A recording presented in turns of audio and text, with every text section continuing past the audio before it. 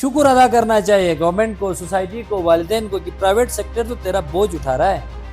Private sector نہ ہوتا تو اس وقت ہمیں باہر گاروں میں پڑھانا پڑتا، ہمیں باہر کھیتوں میں قالین بچھا کر کارڈ سسٹم میں واپس آنا پڑتا. ہماری حکومت کے پاس اتنی کیپیسٹی ہے کہ ان سب کو ایڈجسٹ کریں، کوالٹی تعلیم دے سکیں. میں آج کھل کے بتانا چاہتا ہوں، چھٹیوں کے 3 مہینوں کی سیلری جو پرائیویٹ سیکٹر کے لوگ نہیں دیتے، وہ ظلم کرتے ہیں. کیوں نہیں دیتے بھائی ان کی سیلری؟ تم فیس لیتے ہو؟ میں بتاتا ہوں سابقہ صدر، فیس تو لے رہے ہو اور چھٹیوں کا کیوں ان بیچاروں کو در بدر کرتے ہو؟ سر اکثر لوگ سمجھتے ہیں کہ پرائیویٹ سکولز میں صرف فیس لی جاتی ہے، آپ اس بات کو کس طرح سمجھتے ہیں؟ سسٹینیبلٹی کے بارے میں سوچنا چاہیے. 5 سال تو ایک ہیڈ ماسٹر کو رکھو نا کسی سکول میں، 5 سال تو رکھو نا. وہ اسٹریٹجیز کیسے بناؤ گے؟ یہ تعلیم ایسا نہیں ہے کہ اوور نائٹ آپ سب کچھ کر سکے، نہیں کر سکتے ہو. السلام علیکم ناظرین، میں ہوں آپ کا میزبان غیور مہدی مہر. تعلیم صرف کتابیں پڑھنے کا نام نہیں، بلکہ ایک بہتر انسان اور بہتر معاشرے کو تشکیل دینے کا ذریعہ ہے. آج ہمارے ساتھ موجود تھے Baltistan public school and college کے پرنسپل جناب محمد میر صاحب. السلام علیکم سر. وعلیکم السلام. سر بیٹا کیسے ہیں؟ ٹھیک سر. سب سے پہلے تو سر آپ کا بہت بہت شکریہ، آپ نے ہمیں وقت دیا. سر سب سے پہلے آپ اپنا مختصر سا تعارف کریں اور یہ بتائیں کہ ایک چھوٹے سے گاؤں سے نکل کر اتنے بڑے سکول کا سفر کس طرح طے کیا؟ سب سے پہلے جی بیٹا میں آپ کا بہت شکریہ ادا کرتا ہوں کہ آپ نے گناگو مصروفیات سے وقت نکال کے آپ یہاں تشریف لائے، اور انشاءاللہ تعلیمی حوالے سے آپ گفتگو فرمائیں گے. جہاں تک آپ کا سوال کا تعلق ہے، میں تو اب میرے گاؤں کو چھوٹا گاؤں نہیں سمجھتا ہوں، اس لیے کہ اب میرے گاؤں نے بڑی ترقی کی ہے تعلیمی ماحول میں. تو میں بہرحال گنجی پرائمری سکول گنجی سے میں نے اپنی پرائمری تعلیم حاصل کی. پرائمری کے بعد میں ہائی سکول سکردو آیا، وہاں سے میں کراچی گیا. پھر کراچی کے بعد میں نے گریجویشن کی، اور کراچی جا کے گریجویشن کے بعد میں ایم اے انگلش نمل سے 2003 میں کیا. بلتستان سے شاید میں پہلا اسٹوڈنٹ ہوں. باقی جہاں تک تعلق رہا چھوٹا گاؤں سے، تو انشاءاللہ دنیا مان چکی ہے کہ اس وقت گنج جو ہے ایک fertile soil in terms of education, in terms of professionalism, in terms of civilisation, in terms of education. میں آپ کو یہ بتاؤں، اب وہ ایک کانسیپٹ تھا ہمارے لوگوں کا بلتستان میں گنج کے حوالے سے، اب وہ کنسیپٹ ایک پیراڈائم شفٹ بن چکا ہے، اور بہت سارے لوگ اس حوالے سے متاثر ہیں. I am proud to be the son of soil. Sir آج کے تعلیمی نظام کو سب سے بڑا چیلنج کیا ہے سر؟ بیٹا آپ نے بہت ہی قیمتی سوال مجھ سے پوچھا ہے. دیکھیں، ہمارے بزرگ جو ہمارے والدین ہیں یا 40 ایئرس سے ابو جو لوگ ہیں، ان میں اور جنریشن زی میں بڑا ایک جنریشن گیپ آ رہا ہے. یہ گیپ کیوں آ رہا ہے؟ کیونکہ وہ اس زمانے کے تعلیمی نظام کو معیار سمجھتے ہیں، اور اب اتنا ایک ابرپٹ تبدیلی آئی ہے تعلیم میں جس کا میں اور آپ سوچ بھی نہیں سکتے ہیں. میں یہ بتاؤں گا، جو بچے، جو سٹوڈنٹس، جو والدین، جو سوسائٹی آنے والے 5-10 سال کو ملحوظ خاطر رکھ کر اپنے بچوں کو پریپئر کریں گے تو کامیاب ہوں گے، نہیں تو وہ پرانا ڈگر پر جائیں گے، پرانی نظام تعلیم کی طرف جائیں گے. ابھی ہم سکول چلانے بہت سارے لوگ، جی ابھی آپ نے ابھی تک کاپی چیک نہیں کیا ہے، پلان نہیں کیا ہے، وہ جی سلیبس ختم نہیں ہوا ہے. آپ ایکٹیویٹیز کیوں کرتے ہیں جناب؟ آپ جناب علی ڈیبیٹ کیوں کرتے ہیں؟ آپ پڑھائی نہیں کراتے، وقت ضائع کرتے ہیں. ان والدین کو سمجھا کے ہم کوشش کر رہے ہیں سمجھانے کی، لیکن وہ زمانہ اور اس زمانے میں بہت فرق ہے. ابھی سکل بیسڈ ایجوکیشن میں آپ کو ایک چھوٹی مثال دیتا ہوں. میرا کوئی جاننے والا ہے، اس نے FSC پاس نہیں کیا ہے، اس کو 3.5 لاکھ کی job offer I. Nobody asked that what is your qualification، کسی نے نہیں پوچھا. کوئی فارنر نے وہ اس سے امپریس ہو گیا، اس کا سکل دیکھا، اس سے نہیں پوچھا. لیکن ہمارے یہاں PhDs کی ڈگریز لے کر، MPhil کی ڈگریز لے کر، معذرت کے ساتھ سکل نہیں ہے تو ادھر بیٹھے ہوئے ہیں بیچارے، پریشان ہیں، بے روزگاری ہے. تو سکل کی تعلیم، یہ سکل کو آپ ایک رٹا لٹایا ہوا لفظ اپنے سکل تو سب کہتے ہیں، لیکن پریکٹیکلی سکل کی تعلیم ابھی یہاں شروع نہیں ہوئی. پرانے زمانے کی جو تعلیم تھی وہ اب اس کا فائدہ کوئی نہیں ہے، ابھی نیا دور آیا ہے. سر آپ پن کے صدر بھی رہے ہیں، تو سر پرائیویٹ سیکٹر میں بھی خامیاں ہیں؟ خامیوں کی بات کر رہے ہیں؟ دیکھیں جی، بہت خامیاں ہیں پرائیویٹ سیکٹرز میں. میں آج صدر نہیں ہوں تو میں ذاتی کیپیسٹی میں بتاؤں گا، مجھے امید ہے میرے پن والے ناراض بھی نہیں ہوں گے. بہت خامیاں ہیں، خوبیوں کے ساتھ ساتھ خامیاں ہیں. میں بتاتا ہوں خامیاں کیا ہیں. نمبر ایک کیا ہے، ہمارے پرائیویٹ سیکٹر میں کچھ سکولز ٹیچرز کی سیلری ٹائم پہ نہیں دیتے. کچھ سکول استحصال کرتے ہیں 4,000 5,000 پہ. جہاں آپ کو پتہ ہے اس وقت بے روزگاری کی ایک برمار ہے، تو آپ 5,000 پہ بھی ایک ایم فل ماسٹر والا یا ایف ایس سی والا آتا ہے. میرے خیال میں پرائیویٹ سیکٹرز کو ایسا نہیں کرنا چاہیے. دوسری بات میں آج کھل کے بتانا چاہتا ہوں، چھٹیوں کے 3 مہینوں کی سیلری جو پرائیویٹ سیکٹر کے لوگ نہیں دیتے وہ ظلم کرتے ہیں. کیوں نہیں دیتے بھائی ان کی سیلری؟ تم فیس لیتے ہو، میں بتاتا ہوں سابقہ صدر، فیس تو لے رہے ہو اور چھٹیوں کا کیوں ان بیچاروں کو در بدر کرتے ہو؟ یہ بھی غلطی ہے. تیسری بات ایک اور ایشو ہے پرائیویٹ سیکٹر میں. میرے خیال میں سوسائٹی کے اندر ہر ایک کا خیال رکھنا چاہیے. کچھ پرائیویٹ سیکٹر میں جی سارا میں کھاؤں، کتابیں بھی میں دے دوں، کی وردی بھی میں دے دوں، کینٹین بھی میں چلاؤں، فیس بھی میں دے دوں، بوٹ بھی میں بیچوں. میں اس پہ بھی اختلاف رکھتا ہوں. ذاتی طور پر وردی کے لیے ایک اور بندہ کاروبار کرے، شوز کا ایک اور بندہ کاروبار کرے. بلا ہے کہ دنیا میں انصاف کے ساتھ چلنے کے لیے ضروری. پرائیویٹ سیکٹر میں بلتستان میں ابھی ایسا نہیں ہوا، لیکن میں فیئر کی آہستہ آہستہ ہم اس طرف جا رہے ہیں. شہروں میں تو کمیشن پہ کتابیں بیچتے ہیں. آج میں بتا دوں کراچی میں ایک پرنسپل کے پاس پبلشرز آتے ہیں، سب سے پہلا سوال یہ ہوتا ہے کمیشن کتنا. یہاں آج مجھے پیرنٹس بتائیں کیا پرائیویٹ سیکٹر سے گردوں میں کسی نے کمیشن کسی نے نہیں لیا، لیکن مجھے خوف ہے آہستہ آہستہ اس طرف بھی آ جائے گا. سر آپ پن کے پہلے بھی صدر رہ چکے ہیں، اور اگر آپ کو سر دوبارہ پن کا صدر رہنے کا موقع ملے تو ایسے کون سے اقدامات ہیں جو آپ سب سے پہلے اٹھائیں گے سر؟ ویسے یار پین تو میری جان ہے. ویسے پین سے میں محبت کرتا ہوں، چاہے وہ پین ہو یا پینسل ہو، میں لکھنے کے لیے ضروری ہوتے ہیں. لیکن ہمارے پین کو ہم نے 18-20 سال سے چلایا، الحمدللہ بہترین جا رہا ہے. میرا خیال ہے کہ آئندہ شاید میں صدر تو نہ بنوں، لیکن خیالی بات ہے. اگر آپ کہتے ہیں تو کیا کرنا چاہیں گے؟ آپ کو پتہ ہے میں نے اپنے سابقہ 3 سال دور میں ای سی ڈی کہہ کے 9-10 سکول نون ابھی ای سی ڈی سینٹر کھولا ہے. بلتستان کے تقریباً 40 سکولوں میں as a guest speaker E C D پہ کام کیا. اس وقت آپ یقین کریں ہمارے پاس E C D trainers, E C D کے ٹرین ٹیچرز کی بہتات ہے. لیکن اگر پرائیویٹ سیکٹر میں نا موقع ملے کسی کو یا مجھے، تو میں تو شاید میں نہیں آؤں گا پرائیویٹ سیکٹر میں، مزید صدر نہیں بنوں گا. میں اس کا رکن ہوں، انشاءاللہ اپنے بساط کے مطابق کروں گا. سب سے اہم چیز ہمیں سکردو سٹی میں ہم کر سکتے ہیں، شہروں میں نہیں کر سکتے ہیں. پروفیشنل ڈیولپمنٹ پہ ایک کام کریں. دوسرا انٹر سکول کمپٹیشنز، ہم نے گرامر کمپٹیشن 2 دفعہ کیا تھا، اس کے اثرات ابھی آ رہے ہیں. میں انٹر سکول کمپٹیشن گرامر نہ کرتا، میں جناب والی ایسے رائٹنگ کا کرتا، کریٹیکل تھنکنگ کا کرتا، میں مزید جناب والی آپ کو میں بتاؤں کہ میتھس کمپٹیشن کرتا، ڈیبیٹس کرواتا، والی بال کمپٹیشن کرتا، یعنی ایک ماحول میں دے دیتا. مسابقت کا ماحول پیدا کرنا میرا ویژن تھا. آپ کو پتہ ہے کہ صدر بنتا ہے تو اس کے ڈومین میں اور بہت ساری اختیارات نہیں ہے اگر کوآپریٹ کریں پرووائڈڈ دیٹ. بہرحال میرے دوستوں نے، میرے سکول آنرز نے بہت کوآپریٹ کیا. میں آج بھی ان کا بہت مشکور ہوں کہ جب میں پین کا 3 سال صدر رہا تو ہم نے اپنی ٹیم کو لے کر چلے. اس وقت بھی بہترین جا رہی پین. ہمارے افتخار صاحب اسوا سکول کے میرے بڑے بھائی ہیں، ان کے انڈر میں ہم کام کر رہے ہیں. وہ جو بھی حکم کرتے ہیں ہم چاہتے ہیں. اس وقت ہمارا جو ایک لا ہم نے پاس کیا تھا اس کی امپلیمنٹیشن فیسز پہ جا رہے ہیں. تو بہرحال میں یہ بتاؤں گا کہ ہمیں ایک دوسروں کو مل بیٹھ کر ٹیم ورک کرنا چاہتا تھا. میں پرائیویٹ سیکٹر کا صدر جو ہے نا ٹیم ورک، آپس میں مل بیٹھ کے کام کریں، پولنگ دا لیگس کو ختم کرنا چاہتا تھا. بہرحال ادھر اچھا ہے ماحول. سر اچھے نمبر ہی لینا کامیابی کی ضمانت ہے یا مہارتیں اور کردار بھی اتنے اہم ہیں؟ آپ کے اس سوال کا جواب میں نے ایڈوانس ہی دے دیا ہے. اچھے نمبر لینا کامیابی کی بالکل ضمانت نہیں ہے. میں وہ مثال آپ کو کمپلیٹ کر رہا ہوں بیٹا. وہ جو جس بندے کی میں بات کر رہا ہوں وہ ایف ایس سی ہے، شاید ایف ایس سی بھی ہے کہ نہیں، نمبر نہیں لیا اس نے، لیکن اس کے پاس سکل ایسی ہے کہ وہ اتنا اچھا بولتا ہے، اتنی اچھی اس کی لینگویج ہے، اتنا اچھا ڈیل کرتا ہے، اتنا پولائٹ ہے، اتنا پازیٹیو ہے. تو اس کے نمبر اور اس کے ساتھ جو انہوں نے اچھے نمبر لیے ہیں بیچارے 20-25 ہزار کی جاب کرتے ہیں. یاد رکھیے گا یہ پرانا کانسیپٹ تھا. ابھی آپ کو اپنا تعارف کرانا نہیں آتا. You can not introduce your self. آپ کسی بڑے کے سامنے جا کر پزل ہو جاتے ہیں، اپنا مدعا بیان نہیں کر سکتے ہیں.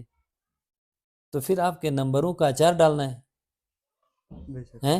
اصل چیز ہے پازیٹیو تھنکنگ اور سکل. سکل میں کیا ہے؟ ایک اسٹوڈنٹ کے لیے کون سی سکل میں یا سامعین کو بتانا چاہتا ہوں.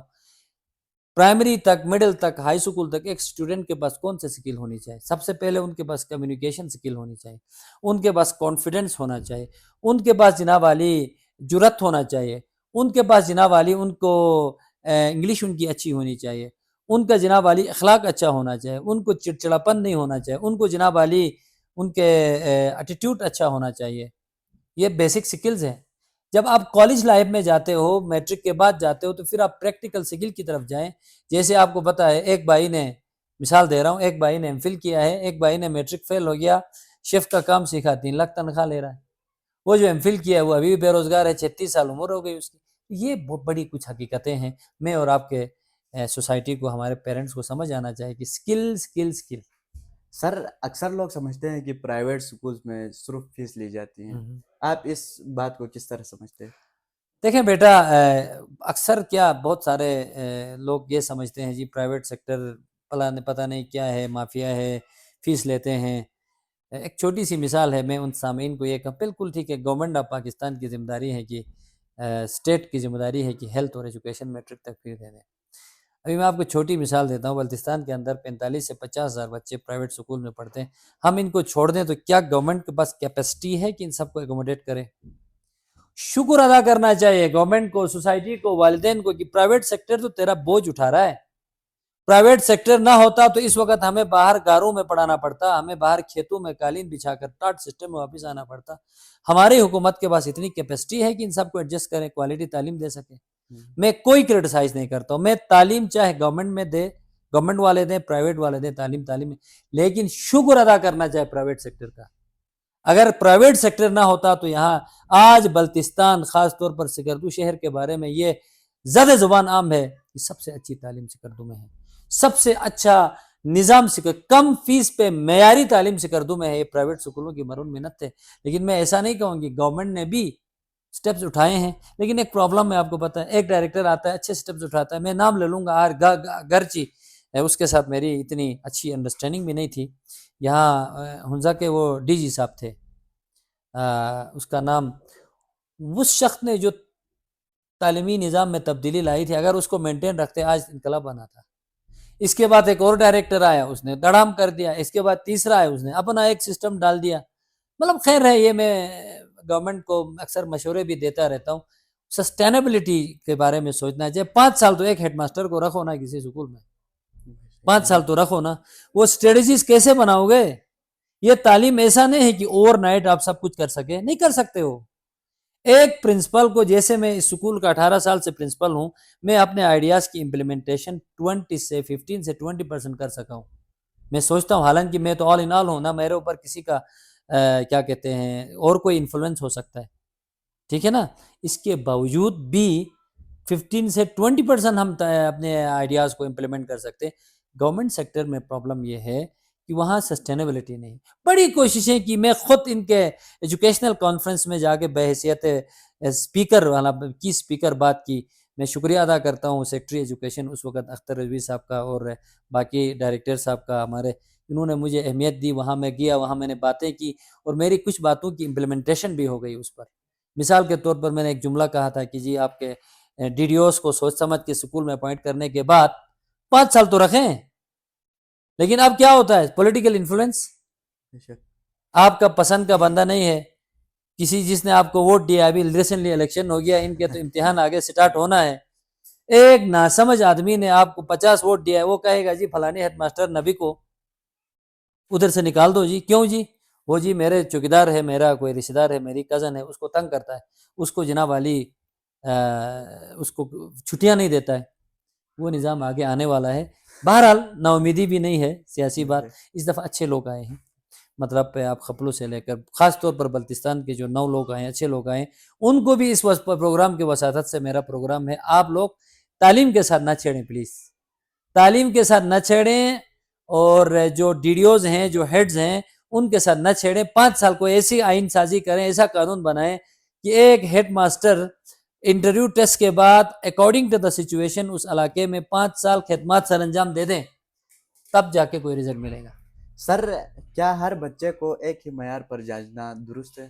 نہیں ہے بیٹا. آپ نے ماسٹرز ایجوکیشن نہیں کیا. ملٹیپل انٹیلیجنس تھیوری ایک ہے, ایجوکیشنسٹ کو اس کے بارے میں زیادہ پتہ ہے. کوئی ڈومینز ہیں اس میں, 8-9 ڈومینز ہیں. اور مسئلہ ہے بیٹا, یہ بڑی آپ نے دل پہ چپتے ہوا ایک سوال, آپ چپتی ہوئی ایک سوال ہے, پرابلم ہے, مسائل ہیں. اس ملٹیپل انٹیلیجنس تھیوری کے مطابق ہر شخص کو اللہ تعالیٰ نے ایک خداداد صلاحیت دی ہے. مثال میں اپنے آپ کو پتہ ہے کہ ایک ایسا پروفیشنل آدمی نہیں ہوں, میں نے پرائیویٹ ایف اے کیا ہے, لیکن میرے اندر کمیونیکیشن کی کوالٹی تھی. میرے خیال میں باقی کچھ بھی نہیں ہوں, ایک نالائق سا اسٹوڈنٹ ہوں. اس کمیونیکیشن کی وجہ سے میں اپنا یہاں تک میں نے مقام حاصل کیا ہے. ٹھیک ہے, اسی طرح آپ کے اندر میڈیا میں لکھنے کا اس میں ہے, ہو سکتا ہے آپ کے والدین آپ کو ڈاکٹر بننے کے لیے زور دیا ہو. میں بہت سارے ایسے لوگوں کو جانتا ہوں جو میوزک سمارٹ ہیں, جو آرٹ سمارٹ ہیں, جو لینگویج سمارٹ ہیں, جو ریسرچ سمارٹ ہیں, ان کو کسی اور فیلڈ میں ڈال کے خراب کر رہے ہیں. بہت سارے واقعات ہو گئے, خودکشی تک کیا لوگوں نے. بہت سارے لوگ پروفیشنل MBBS کے 3 سال پڑھنے کے بعد جب ان کو ان کی میچورٹی لیول اس لیول تک آ گئی, وہ چھوڑ کے واپس آ گئے.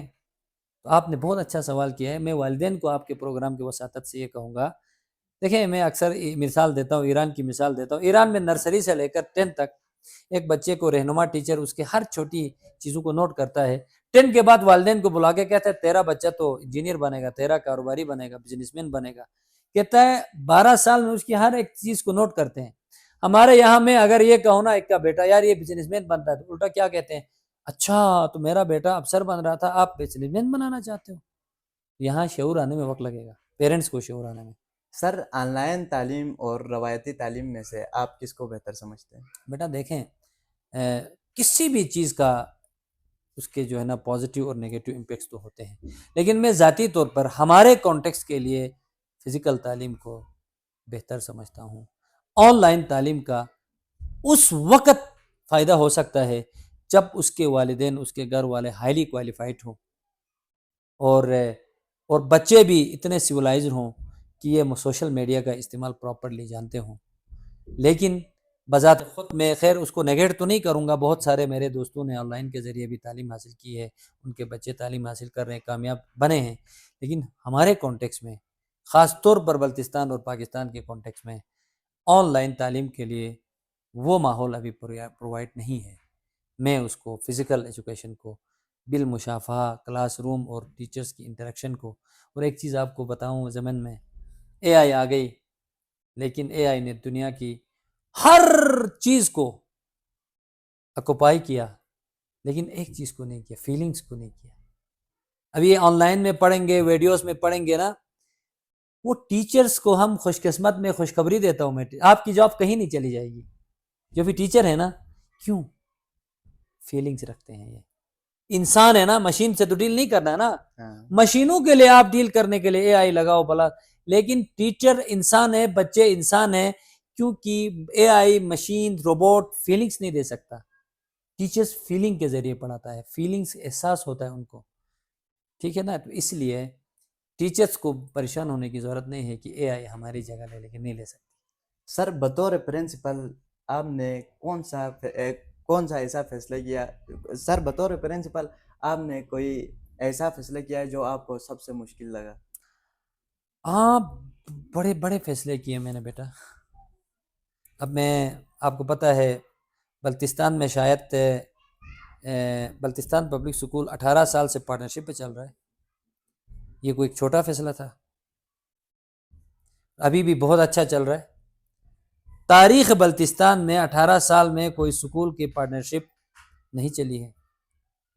اس فیصلے کو میں اپنا لائف کا بہت خطرناک فیصلہ سمجھتا ہوں. پارٹنرشپ پہ ہم چل رہے ہیں, میرے 2 اور پارٹنر ہیں, ایکول پارٹنر ہیں, ہمارے پرنسپل اکیڈمک سلیم صاحب, ہمارے وزیر احسان صاحب.